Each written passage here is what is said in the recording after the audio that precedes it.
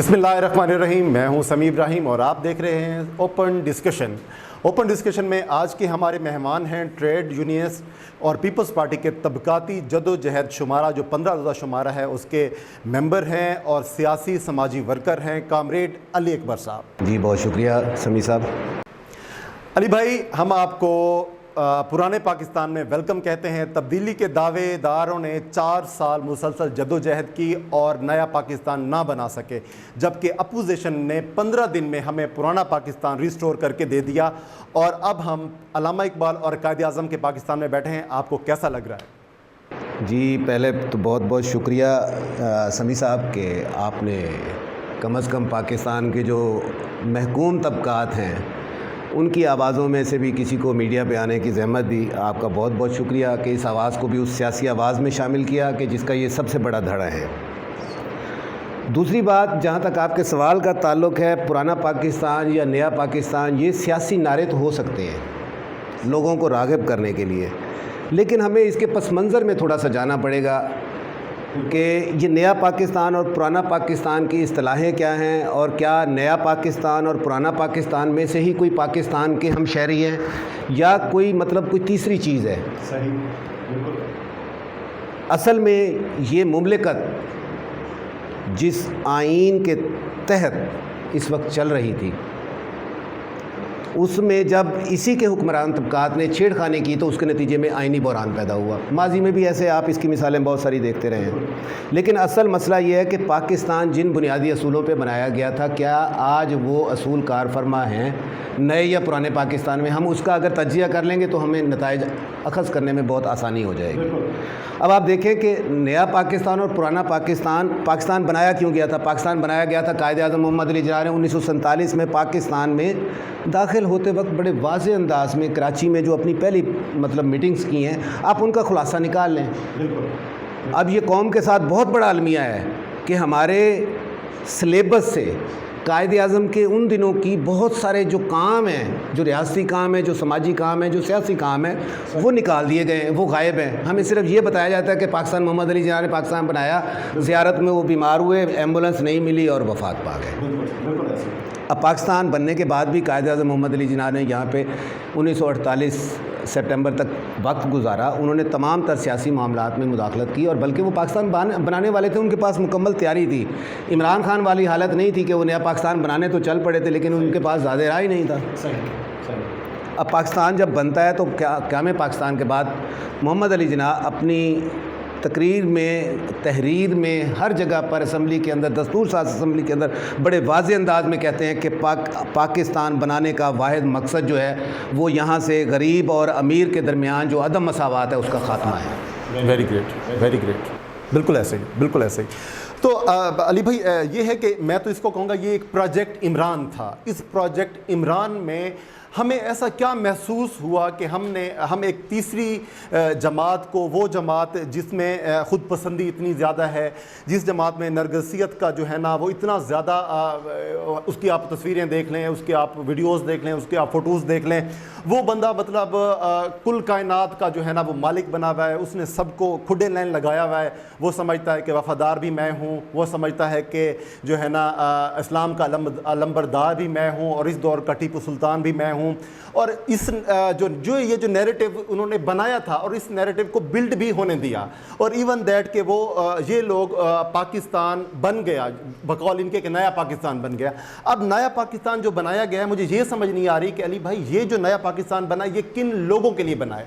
क्या ये नया पाकिस्तान, जो आपने अभी बड़ी खूबसूरत बात की है कि पाकिस्तान में जो तबकात थे, जो महकूम तबका था, जो गरीब तबका था, उनके लिए पाकिस्तान बनाया गया था, तो जो नए पाकिस्तान को जितना मैंने स्टडी किया है, ये जो अभी खबरें आ रही हैं और मज़ीद भी आएंगी, तो उसमें कहाँ ऐसे लगता है कि इस नए पाकिस्तान में उस तबके के लिए कुछ किया गया है? अगर आपको ऐसा लगता है तो काइंडली आप मुझे गाइड कर दें और हमारे जो लोग देख रहे हैं ताकि उनको भी पता चले कि नए पाकिस्तान में जिस तबके के लिए जद्दोजहद की गई थी वो तबका नए पाकिस्तान में कहाँ है? बहुत ही अच्छा सवाल किया। अब मसला ये होता है कि जब समी भाई पॉलिटिकल साइंस में या मैं एक सियासी वर्कर के तौर पे बहुत सारी सियासी टर्म्स होती हैं, ये इस्तिलाहात होती हैं। तो जब हम सियासी कारकुन बनते हैं तो हमें उस वक्त کوئی بھی سیاسی کارکن جو ہے وہ بغیر کسی مقصد کے سیاسی کارکن نہیں بنتا. ہم الیکٹیبلز نہیں ہیں, ٹھیک ہے, میرا کوئی دھندا سیاست نہیں ہے, میرا مقصد سیاست ہے, اور میرا سیاست کرنے کا مقصد ہے پاکستان میں پاکستان کے مزدوروں, کسانوں, طالب علموں اور استحصال زدہ طبقات کی نجات.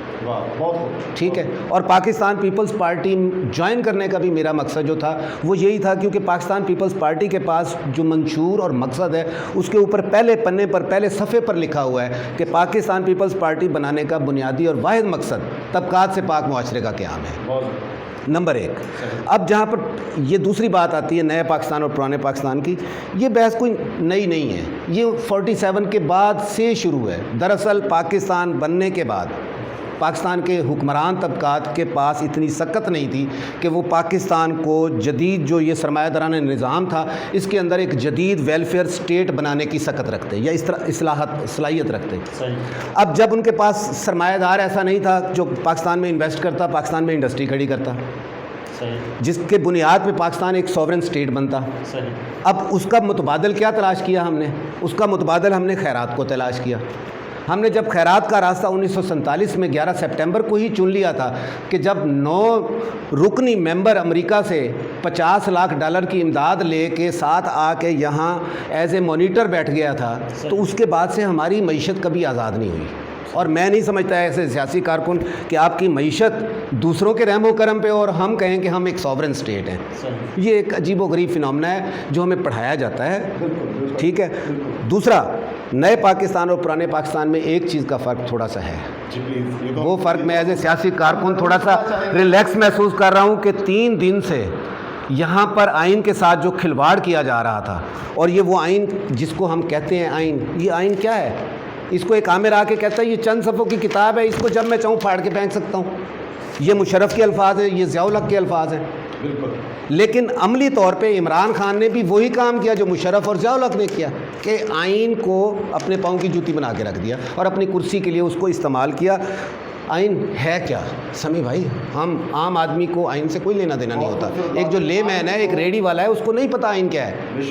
لیکن آئین ہی ہے جو سمیع ابراہیم اور علی اکبر کو انسان بناتا ہے, اس کو ایک حدود میں رکھتا ہے. اگر اس آئین نامی چیز کو ہم دستاویز کو ایک دوسرے سے نکال دیں تو یہاں انارکیت جنگل کا قانون ہے, ہم ایک دوسرے کو کھا جائیں گے. ایسا ہی بالکل ایسا ہی ہے جیسے علی بھائی بتا رہے ہیں کہ کسی بھی ملک میں, کسی بھی اسٹیٹ میں, کسی بھی ادارے میں, ایون کہ دنیا کائنات کا جو نظام چل رہا ہے وہ کسی نہ کسی ضابطے کے تحت چل رہا ہے, اور اس ضابطے کو آئین کا نام ہی دیا گیا ہے.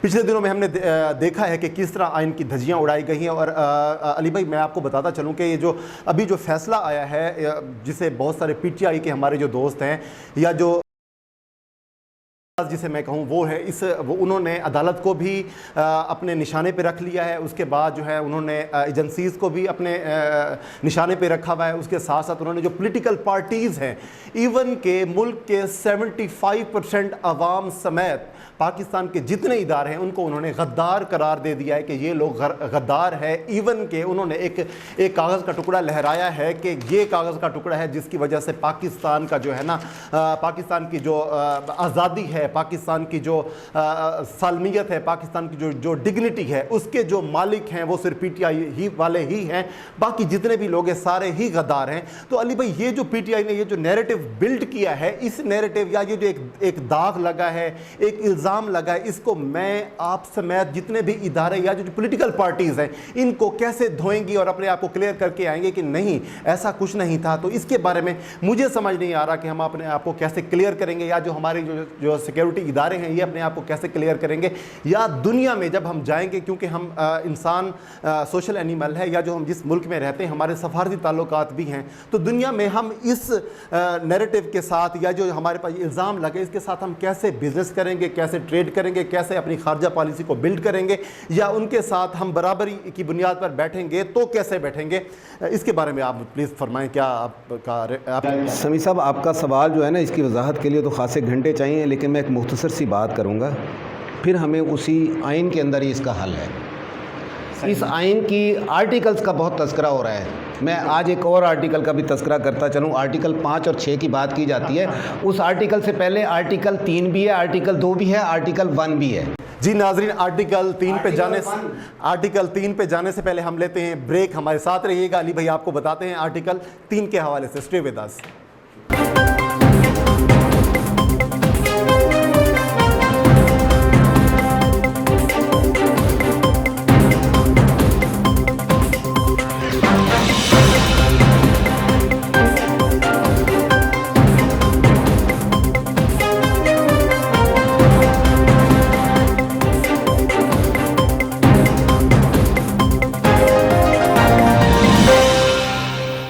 Welcome back. ہم بات کر رہے تھے آرٹیکل 3 کے حوالے سے. جی علی بھائی. سمی بھائی، آرٹیکل 1 پاکستان کا نام اسلامی ریاست ہے، ہم ایک اسلامی ریاست میں رہتے ہیں، یہ پہلی آرٹیکل میں لکھا ہوا ہے. صحیح. دوسری آرٹیکل ہے کہ اسلام ہمارا دین ہے. بے شک. ہم اعتقادی حوالے سے یہ ریاست دین اسلام پر یقین رکھتی ہے، ہم مسلمان ہیں. اب آرٹیکل 3 پر آ جائیں. آرٹیکل 3 کیا کہتی ہے؟ آرٹیکل 3 کہتی ہے کہ پاکستان کو طبقات سے پاک معاشرہ بنایا جائے. آرٹیکل 3 میں واضح طور پہ لکھا ہوا ہے کہ ایلیمینیشن آف دا کلاسز، کہ آرٹیکل 3 میں یہ واضح طور پہ لکھا ہوا ہے کہ اس ریاست کے اندر رہنے والے ہر شہری کے لیے استحصال کا خاتمہ کر دے گی اور یہاں سے طبقات کا خاتمہ کیا جائے گا. بالکل. اور جب تک آپ طبقات کا خاتمہ نہیں کرتے، جب تک سرمایہ دار اور مزدور موجود ہے، جب تک جاگیردار اور مزرع موجود ہے، اس وقت تک آرٹیکل 3 جو ہے وہ آپ کے اوپر سوالیہ نشان کھڑا ہے. لیکن اب سوال یہ پیدا ہوتا ہے کہ آرٹیکل 3 کے اوپر عمل کون کرے گا؟ صحیح. عدلیہ. اب یہاں پہ بہت بحث ہو رہی ہے، لیکن میں بڑے افسوس کے ساتھ کہتا ہوں، میں پیپلز پارٹی کا کارکن ہوں، لیکن مدعے کی بات یہ ہے کہ ابھی تک یہ جتنا بھی مباحثہ ہو رہا ہے، اس میں ہم آئینی لڑائی کیوں لڑ رہے ہیں، اس کے پیچھے بھی ایک وجوہات ہیں. جی. کہ پاکستان میں محنت کش طبقہ پاکستان کے حکمران طبقات سے ایک خاصے عرصے سے نالاں ہے. صحیح. کہ کوئی بھی حکومت آئی ہے تو یہاں کے جو اکثریتی محنت کش طبقہ ہے، جو 70% سے زیادہ آبادی ہے، جی جی. وہ اپنے پیٹ کے لیے، نان جمی کے لیے، وہ اپنی روزمرہ زندگی گزارنے کے لیے جن مشکلات سے گزرتی ہے، ان مشکلات میں جو کمی ہے وہ کسی دور حکومت میں نہیں آئی، بلکہ وہ مسلسل بڑھتی جا رہی ہیں. صحیح. اور پاکستان کی جہاں 74% آبادی حکمران طبقات سے نالاں ہوں، وہاں پہ باقی بحث صرف 30-40% طبقے کی رہ جاتی ہے، اور اس میں ایک مڈل کلاس بھی ہوتی ہے. بالکل. اب آپ جو یوتھیاس فنامنا کہہ رہے ہیں نا، یہ جو نیا پاکستان اور پرانا پاکستان کا فرق کیا ہے، وہ میں بڑا واضح طور پہ بتا دیتا ہوں. کہ پاکستان کے اندر جب پاکستان میں محنت کش طبقہ متحرک ہوتا ہے تو یہاں پہ سیاسی حدت بھی اور طریقے کی ہوتی ہے، اور سیاسی شعور بھی اور طریقے کا ہوتا ہے، اس کا اظہار بھی اور طریقے سے ہوتا ہے. مڈل کلاس کا ایک خاص فنامنا ہے کہ یہ صرف نجات دہندوں کی تلاش میں رہتی ہے. یہ مڈل کلاس خود کچھ نہیں کرتی، یہ صرف دیکھتی ہے دوسروں کی طرف کہ کوئی آئے گا، خمینی آئے گا، کبھی کچھ کہتی ہے، کبھی ہمیں ڈالر جہاد کرواتی ہے، کبھی ہمیں کچھ کرواتی ہے. یہ ساری اٹھک بیٹھک 1947 سے لے کے آج تک جو آئینی اور غیر آئینی جتنے بھی نتائج پاکستان میں سیاسی اظہار ہوئے ہیں، وہ سارے اس مڈل کلاس کی اجلت کی وجہ سے ہوئے. اور یہی مڈل کلاس تھی جو نئے پاکستان کو بنانے کے لیے ایک خاص ایجنڈے پہ تراشیدہ بت کے پیچھے بھاگی تھی، جس بت کا نام عمران خان تھا. اور میں آج بھی کہوں گا کہ جو ضیاء الحق کے ساتھ ہوا تو وہی عمران خان کے ساتھ ہوا ہے. جب آپ کسی کے ایجنٹ بنیں گے تو جب وہ ان کی ضرورت پوری ہو جائے گی، وہ آپ کو ٹیشو پیپر کی طرح نکال کے باہر پھینک دیں گے، جو کل ہوا ہے.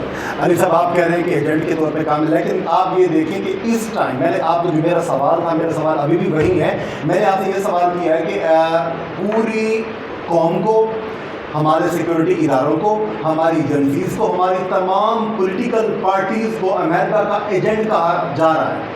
اور یہ نیریٹو بلڈ کیا ہے پی ٹی آئی نے کہ سوائے پی ٹی آئی کے اور پی ٹی آئی کے فالوورز کے باقی جتنے بھی لوگ ہیں سارے غدار ہیں، اور اس کی بنیاد بنائے ایک خط. میں نے آپ سے یہ سوال کیا ہے کہ اس نیریٹو کو اپوزیشن والے، اپوزیشن جماعتیں اور ہمارے سیکورٹی ادارے، اور اگر میں پی ٹی آئی کو سپورٹ نہیں کرتا یا آپ اگر پیپلز پارٹی سے ہیں تو آپ اپنے آپ کو ایسے اس سچویشن سے کیسے مکتی دیں گے کہ آپ پاکستان کے غدار نہیں ہیں؟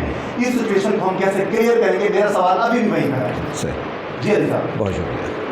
اب میں پہلے کہہ رہا ہوں کہ یہاں پہ جو مڈل کلاس ہے نا، وہ کیونکہ پڑھے لکھے لوگ ہوتے ہیں، وہ چھوٹی موٹی جابس کرتے ہیں، وہ چھوٹے موٹے کاروبار کرتے ہیں، وہ جتنی محدود ان کی زندگی ہوتی ہے اتنی ہی محدود ان کی سیاسی شعور ہوتا ہے. صحیح.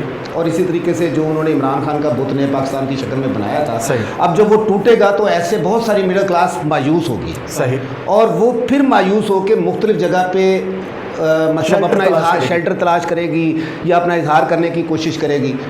ये फिनोमेना नए पाकिस्तान वाला तो मुझे ज़्यादा लंबे अरसे चलते नज़र नहीं आ रहा। इसकी मैं एक मिसाल दूंगा आपको, जमशेद दस्ती साहब की मैं इज़्ज़त करता हूँ कि वो मेरे मेहनत कश तबके के साथ ताल्लुक़ रखते हैं, लेकिन वो मेहनत कश तबके की लंपन लेयर से ताल्लुक़ रखते हैं। सही। तो जमशेद दस्ती साहब ने भी ऐसे ही सस्ती शोहरत के लिए शॉर्टकट लगाया था, लेकिन हम उस वक्त भी कहते थे कि ये बुलबुला है पानी का, फट जाएगा। जब मकसद आपके पास ना हो, जब आपके पास नज़रियात ना हो, तो आपके सामने कोई मंजिल ही नहीं है। बिल्कुल ऐसे। और इसी तरीका जब नया पाकिस्तान बनाया था तो नए पाकिस्तान के लिए भी कोई मंशूर नहीं था, कोई मंजिल नहीं थी, कोई मकसद नहीं था, सिर्फ जज्बाती नारे थे जिनका अमली ज़िंदगी से कोई ताल्लुक़ नहीं है। मैंने पहले भी कहा है और अब भी कह रहा हूँ कि पाकिस्तान की मईशत को जब तक हम आलमी मालियाती इदारों के चुंगल से आज़ाद नहीं कराएंगे, हम ये ख्वाब भी नहीं दे सकते कि हम अमेरिका से गुलामी से निजात लेंगे या किसी और की गुलामी से निजात। यही बात तो हमारे पीटीआई वाले दोस्त कहते हैं, यही बात तो इमरान खान कर रहा है कि हमने इनके चुंगल से निकलना है, जबकि हम देख चुके हैं कि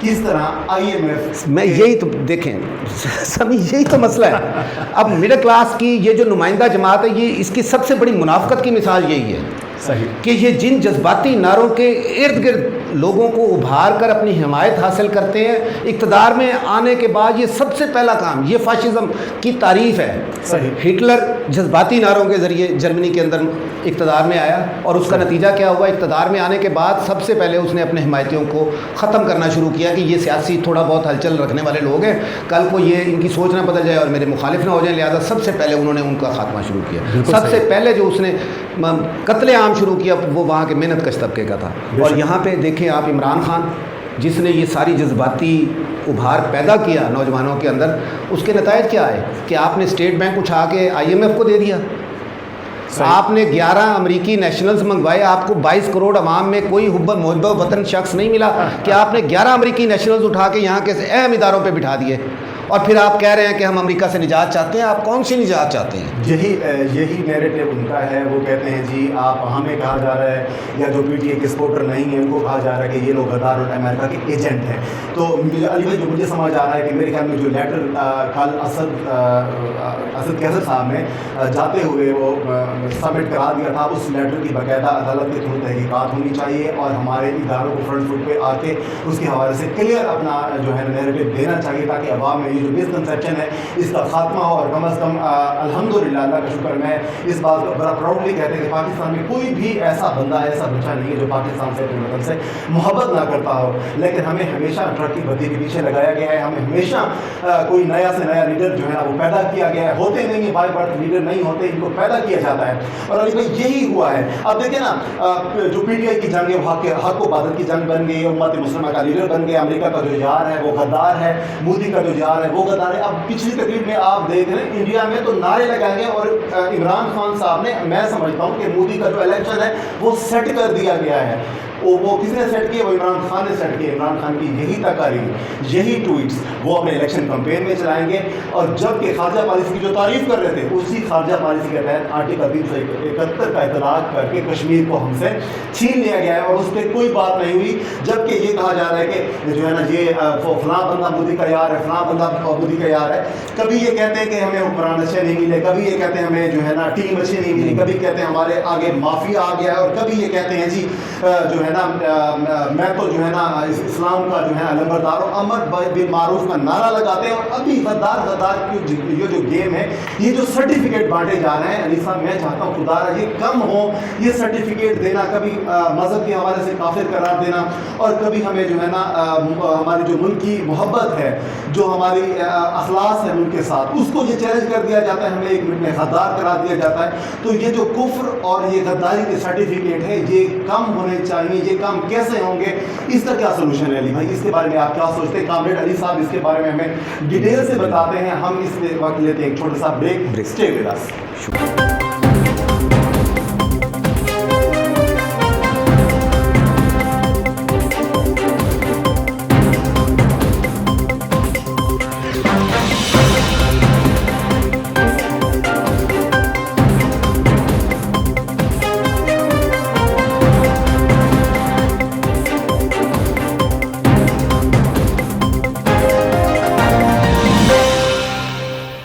नाज़रीन, ओपन डिस्कशन में ایک دفعہ پھر ویلکم کامریڈ علی اکبر صاحب ہمارے ساتھ موجود ہیں، اور ابھی میرا جو سوال تھا وہ آپ لوگ سن چکے ہوں گے، علی بھائی نے بھی نوٹ ڈاؤن کر لیا ہے، اس میں ہم ایک تفصیلی بات اس کا جواب علی بھائی سے لیتے ہیں۔ جی علی بھائی۔ سب سے پہلے تو ایز اے سیاسی کارکن میں یہ سمجھتا ہوں کہ جو بھی شخص سیاست میں مذہب کو استعمال کرتا ہے وہ پاکستان کے لیے کوئی خدمت نہیں سر انجام دے رہا۔ صحیح۔ وہ سب سے پہلے سب سے جو بنیادی یہاں پہ مسائل کھڑے کر رہا ہے وہ شخص، وہ سیاسی لوگ ہیں جو سیاست میں مذہب کا استعمال کرتے ہیں۔ بے شک ایسے 200 سال کی لڑائی لڑی ہے یورپ نے اس مسئلے پہ، صحیح، کہ جب تک یہ دونوں علیحدہ نہیں ہوں گے، ان کے کریکٹرز کو علیحدہ نہیں کیا جائے گا، اس وقت تک ریاست ویلفیئر اسٹیٹ نہیں بن سکتی۔ صحیح، یہ دونوں علیحدہ ایلیمنٹس ہیں۔ پاکستان کے اندر عیسائی بھی رہتے ہیں، ہندو بھی رہتے ہیں، آپ ان کو کیسے کہہ سکتے ہیں کہ وہ اسلام کی طرز پہ یہاں پہ زندگی گزاریں، صحیح، یا اسلامی معیشت کو تابع ہو جائیں، یا اسلامی افکار اپنا لیں گے؟ نہیں ہو سکتا۔ آپ ریاست کے طور پہ آپ کا چہرہ ہے کہ آپ کے لیے عوام ہیں، عوام کے لیے جس بنیاد پہ یہ ریاست میں نے پہلے بتایا کہ آرٹیکل 3 پہ عمل کریں، سارا مسئلے حل ہو جائیں گے۔ آج جن لوگوں کو اقتدار ملا ہے، میرا ان سے بھی مطالبہ ہے کہ آرٹیکل 3 پہ عمل کرو، سارے مسئلے خود بخود حل ہو جائیں گے، سارے غدار محب وطن ہو جائیں گے۔ آپ کے اوپر یہ داغ لگے ہوئے ہیں یہ دھل جائیں گے، یہ اسی وقت دھلیں گے جب غریب کے پیٹ میں نانے جبھی پہنچے گا، یہ اسی وقت آئیں گے جب روٹی کپڑا اور مکان کا مسئلہ حل ہوگا، یہ اسی وقت آئیں گے جب جہاں پہ ظالم و مظلوم کی لڑائی کسی نتیجے پر پہنچے گی اور یہاں پہ ایک برابری کا نظام آئے گا۔ یہاں پر جب تک معاشی مساوات قائم نہیں کی جاتی اس وقت تک یہ سرٹیفکیٹ بکیں گے۔ صحیح۔ کیوں؟ اس کی وجہ یہ ہے کہ جب سیاسی آپ لوگوں کے مسائل، میں نے پہلے کہا کہ جب آپ محنت کش طبقے کو دیوار کے ساتھ لگا دیتے ہیں نا، صحیح، تو اس پورے اس کے اندر پاکستان کی ساری جو بحث ہے آئین کے اندر یا آئین کے باہر رہتے ہوئے، وہ ساری کی ساری بحث میں یہاں کا پاکستان کا 70% طبقہ جو ہے وہ اس میں شامل نہیں ہے۔ صحیح، صحیح، بالکل صحیح۔ میں اس میں ایک چھوٹی سی آپ کو مثال دوں گا۔ منو بھائی مرحوم بہت ہی اچھے لکھاری رہے ہیں جی، ان کی ویسے تو نظم بہت طویل ہے، میں وہ یہاں سنا نہیں سکتا۔ وہ جب مشرف نیا نظام لے کر آیا تھا، جس طرح یہ نیا پاکستان لے کر آئے تھے، تو انہوں نے احتساب کمشنر بنائے تھے، آپ کو یاد ہوگا۔ جی جی بالکل ایسے ہی۔ اسی طریقے سے یہ نیا پاکستان کا خان صاحب نے جو خواب دکھایا تھا نا، یہ خواب تھا، اس کا عمل سے کوئی تعلق واسطہ نہیں تھا، صحیح، کیونکہ ان کے پاس کوئی ایسا پروگرام نہیں تھا۔ ان کے پاس جو ٹیم تھی وہ امریکہ کی نیشنل ہولڈر تھی۔ ایک طرف آپ جو دوہری شہریت والے شہری ہیں ان کے مقدمے لڑ رہے ہیں کہ ان کو ادھر ووٹ کا حق دلائیں اور ان کو پورے سیاسی عمل میں شریک کر لیں، اور دوسری طرف سے امریکہ آپ کا جو ہے وہ غدار ہے۔ صحیح، مطلب یہ دو علیحدہ سی متضاد سی چیزیں ہیں۔ اور اسی پہ اس وقت منو بھائی نے یہ نظم لکھی تھی، احتساب دے چیف کمشنر صاحب بہادر، چوراں ڈاکواں قاتلاں کولوں، چوراں ڈاکواں قاتلاں بارے کی پوچھدے ہو؟ واہ، یہ تانوں کی دسن گے، کیوں دسن گے؟ دسن گے تے جنج وسدے نے انج دسن گے۔ صحیح، کون کہے میرا پتر ڈاکو، واہ، کون قتل دا مجرم میرا بھائی، میرے چاچے جائیداداں تے قبضے کیتے تے لوکاں دی عمر کمائی لٹ کے کھا گئی میری تائی، واہ، میرے پھپھڑ ٹیکس چرائے میرا ماما چور سپاہی، دیتی ہے کدی کسی نے اپنے جرم دی آپ گواہی، واہ، کیڑا پاندا ہے اپنے ہاتھ نال اپنے گل وچ موت دی پائی، واہ، کھوجی رسا گیر نے سارے کی پوچھ دے ہو، ایک دوجے دے جرم سارے کی پوچھ دے ہو، ڈاکواں کولو ڈاکواں بارے کی پوچھ دے ہو، واہ، اوکھا سب تو منکا منگنا، شیر دے منہ چو بوٹی کھونی، انہاں کولو ماس نہیں ملدا، ہونی نہیں ہوندی انہونی، جڑی خان صاحب نئے پاکستان میں بنانا چاہ رہے تھے، ہونی نہیں ہوندی انہونی، چوراں ڈاکواں قاتلاں کولوں منگدیاں کدی ثبوت نہیں لبدے، فائلاں وچ گواچے ہوئے بڑے بڑے کرتوت نہیں لبدے۔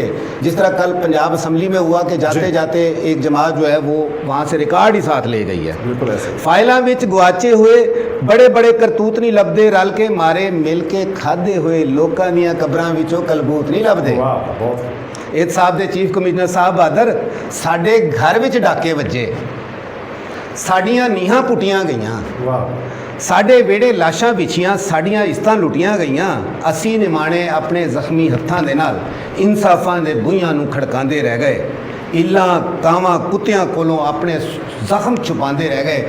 یہ 3.5 سال میں جب یہ عوام کے ساتھ یہ ہو رہا تھا، اس وقت نئے پاکستان والے کہاں سوئے ہوئے تھے؟ صحیح، جب پاکستان میں روزانہ 15,000 سے زیادہ بچے بھوک اور لا علاجی کی وجہ سے مر رہے ہیں، اس وقت یہ نیا پاکستان 3.5 سال کہاں سویا رہا ہے؟ صحیح. یہ ہمیں حب الوطنی کے جو جذبے پڑھائے جاتے ہیں نا، یہ دراصل اصل مسائل سے ہماری توجہ ہٹانے کے لیے، محنت کش طبقے کے شعور کو پراگندہ کرنے کے لیے اور سیاسی فضا کو گدلا کرنے کے لیے مذہب کا اور جان بوجھ کے یہ حب الوطنی کے سرٹیفکیٹس کا سہارا لیا جاتا ہے. ماضی میں جن کو غدار کہا گیا تھا، سب سے آپ نے اب تک معافی ہی مانگی ہے. ایسے ہی، بالکل ایسے ہی. یہ حقائق ہیں کہ آئین کی فتح ہوئی ہے، جمہوریت کی فتح ہوئی ہے. جن کو کل آپ نے پھانسیاں دی، کل جن کو غدار کہا، آج ان کو تمغے دیے جا رہے ہیں. آج ان کو مان رہے ہیں، آپ خود مان رہے ہیں کہ جمہوریت سب سے بڑا انتقام ہے اور جمہوریت سے بہترین اور کوئی راستہ نہیں ہے آپ کے پاس. یہ بات کل بلاول بھٹو نے بھی کہی. اور جمہوری عمل کے ذریعے ہی جب یہ محنت کش طبقہ آئے گا، یہ اپنی پاکستان پیپلز پارٹی کے اندر اس ذوالفقار علی شہید بھٹو منشور کے اشتراکی منشور پہ جس دن متحرک ہوگا، میں اس دن دیکھوں گا یہ نئے پاکستان کے نعرے یہ بغیر منشور کے، اور یہ نہ نومن تیل ہوگا، نہ رادھا ناچے گی، ٹیم اچھی نہیں تھی، فلاں اچھا نہیں تھا، فلاں اچھا نہیں تھا. یہ نہیں ہوتا. جب لڑائی سامنے ہوتی ہے تو لڑائی لڑنی پڑتی ہے. یا آپ کچھ کرتے ہیں یا آپ کچھ نہیں کرتے، کوئی درمیانی چیز نہیں ہوتی. آخری بال تک تو وہ لڑا ہے. آخری بال تک تو وہ خان ہے. آخری بال تک اس نے کہا سمیع صاحب، اگر اس کو لڑائی کہتے ہیں، اللہ نہ کرے کہ ایسی لڑائی جو ہے ہم کبھی لڑیں اتنی ہزیمت کے ساتھ، اتنی مطلب آئینی بددیانتی تو جو آپ نے کی سو کی.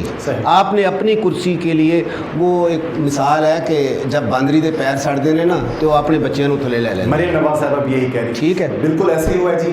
اب سچویشن جو ہے نا، اس ٹائم سچویشن یہ ہے کہ سب سے پہلی بات ہے کہ ہمیں اس جو نیریٹو ابھی بلڈ ہوا ہے، خواہ مخواہ ہمیں، جو میرا اپنا خیال ہے، جہاں تک میں نے اسٹڈی کیا یا چیزوں کو دیکھا ہے، کہ ایک جو مراسلہ آتا ہے یا ڈیلی کیبل آتی ہے، اس کی بنیاد پر آپ نے اپنی 75% عوام کو غدار قرار دے دیا ہے. اور پی ٹی آئی کے علاوہ جتنے بھی مطلب سیاسی جماعتیں وہ ساری غدار ہو گئی. ہماری عدلیہ اور ادارے سمیت سارے ہی غدار ہو گئے ہیں. اس کا جواب جو ہے نا وہ خود اپنے انداز میں دیں گے. قانون بھی دے گا اور ادارے بھی دیں گے. انشاءاللہ ہم اس چیز کو دیکھ رہے ہیں کہ فکر کیا ہوتا ہے. اس کے ساتھ ساتھ کامریڈ علی اکبر صاحب، میرا ایک سوال ہے، یہ بڑا مطلب میرے دل میں رات سے ایک سوال جو چبھ رہا ہے، اور میں چاہتا ہوں کہ آپ سے میں وہ سوال کروں. ایسا کون سا کارنامہ سر انجام دیا ہے عمران خان نے جس کی وجہ سے امریکہ اس کا دشمن ہوا ہے، اور ایسا کون سا کارنامہ ہے جس کی وجہ سے اسے نکالا گیا ہے؟ یہ بڑا ہی اہم سوال ہے، اور یہ مجھ سے تمام جو ہمارے ویورز ہیں ان کے دل میں بھی ہے. تو آپ سے میں یہ گزارش کروں گا کہ مجھے اس کا تفصیلی جواب دیں تاکہ عام بندے کو بھی یہ بات سمجھ میں آ جائے. 3 چیزیں اس کو واضح کر دیتی ہیں. نمبر 1، اس کو واضح کرے گا اسد مجید جو سفیر ہے پاکستان کا اس وقت. ٹھیک ہے. حنا ربانی خان صاحبہ نے بہت ہی اس دن بڑی وضاحت کے ساتھ اس کا جواب دے دیا تھا کہ میں یہاں پہ ڈیوٹی پہ بیٹھا ہوں، آپ مجھے بٹھا گئے، یہ ایک پلازا ہے، اس کے کچھ مالک ہیں اور میں چوکیدار ہوں. صحیح. چوکیدار نے رپورٹ اپنے مالک کو دینی ہے. صحیح. تو وہ ہر گزرنے والے کی جو حرکت ہوگی وہ اس کو رپورٹ کرے گا. بے شک کیسے ہوتا ہے. اب نمبر 1 تو یہ سارے کا سارا جیلی ہے. میں بھی کہہ رہا ہوں، میں اس پہ 100% کہتا ہوں کہ یہ سارا من گھڑت ہے، فجکاری کی گئی ہے، 2 نمبری کی گئی. صحیح. یہ وہی ہے جو وہ میں کہوں گا تو پھر 35 پنچر بھی ہیں، اور اس میں بہت ساری چیزیں ہیں. 12 اس میں وہ اب جو ہے نا، یہاں پہ میں سارا کچھ نہیں کہہ سکتا، کچھ شوگر کوٹڈ کرنی پڑتی ہے چیزیں. لیکن بہرحال عمران خان نے یہ جو نیریٹو بل کیا ہے، اس کے اوپر عمران خان نے آگے ذلیل ہونے کے سوا اور کچھ نہیں ہونا اس کے ساتھ. یہ سارا من گھڑت ہے. مجھے بتائیں امریکہ کیوں ناراض ہوگا عمران خان سے؟ اور سی پیک آپ نے بند کروا دیا میرے بھائی. آپ سی پیک بند کر کے بیٹھے ہیں. مراد سعید کا وہاں پہ داخلہ بند ہے. شاہ محمود معافی مانگ کے لکھ کے دے کے آیا، اس کے بعد آپ شاہ محمود وہاں گیا. سی پیک کے ساتھ آپ نے وہ حشر کر کے رکھ دیا. اور یہ کس کی خدمت تھی؟ یہ امریکہ کی خدمت نہیں تھی. اسٹیٹ بینک IMF کو دے دینا، اس سے بڑی اور آپ امریکہ کی کیا خدمت خان صاحب کر سکتے ہیں؟ امریکہ آپ سے ناراض نہیں ہے. یہاں پہ ماضی میں بھی ہمیں بہت ساری ایسی قوتیں امریکہ کے خلاف یہاں پہ جماعت اسلامی ماضی پہ ایسے کرتی رہی ہیں. امریکہ کا جو یار ہے غدار ہے، غدار ہے. اور پھر ڈالر جہاد اسی جماعت اسلامی نے کھیلا تھا. یہی جماعت اسلامی کہتی تھی کہ امریکہ نے اگر یہاں پہ روس کے خلاف جنگ لڑنی ہے تو جماعت اسلامی سے بہتر اس کا کوئی خدمتگار نہیں ہوگا. یہ اخباروں میں لکھا ہوا تھا، موجود ہے، یہ مٹ نہیں سکتا. یہ تاریخ کا حصہ ہے کہ یہاں پہ جو دایاں بازو جب بھی، یہ قلیل حصہ ہے لیکن یہ جب بھی واردات کرتا ہے، سیاسی واردات کرے گا، میں نے پہلے کہا ہے کہ یہ مذہب کو استعمال کرے گا، یہ حب الوطنی کو استعمال کرے گا. ان کے پاس کوئی ایجنڈا نہیں ہوتا. ان کے پاس ایک ہی ایجنڈا ہوتا ہے، انارکی کا ایجنڈا ہوتا ہے، ڈسٹرکشن کا ایجنڈا ہوتا ہے، تباہی کا ایجنڈا ہوتا ہے. اور الٹیمیٹلی دراصل حقیقی طور پہ یہ امریکہ کے ایجنٹ ہیں.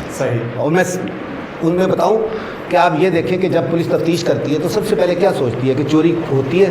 آپ چوری پہ جب پولیس والا آتا ہے سب سے پہلے وہ یہ دیکھتے ہیں کہ یہ الٹیمیٹلی یہ جو وقوع ہوا ہے اس کا الٹیمیٹ فائدہ کس کو جا رہا ہے. اب آپ عوام خود یہ فیصلہ کر لے، اور فیصلہ کرے گی یہ عوام. یہ غیرت مند عوام ہے. انہوں نے اپنے ملک کا سوچنا ہے. انہوں نے جذباتی نعروں کے ارد گرد کبھی فیصلے نہیں کیے. یہ عوام یہ ضرور پوچھے گی کہ خان صاحب 3.5 سال آپ نے امریکہ کی غلامی میں تمام لوگوں سے تعلقات خراب کیے، آپ نے اپنی پوری کی پوری معیشت امریکہ کے گروی رکھ دی، اور اس کے بعد آپ کہہ رہے ہیں کہ امریکہ آپ کے خلاف ہے. ہمیں یہ جھوٹ ہضم نہیں ہوگا کبھی بھی. آپ نے، اور یہ پہلا جھوٹ نہیں ہے، آپ اس سے پہلے 3.5 سال سے مسلسل جھوٹ ہی بولتے آئے ہیں قوم سے. آپ نے کوئی ایک سچ نہیں کیا. آپ نے نوکریاں دینے کا وعدہ کیا، نوکریاں چھین لی. آپ نے گھر دینے کا وعدہ کیا، گھر گرا دیے.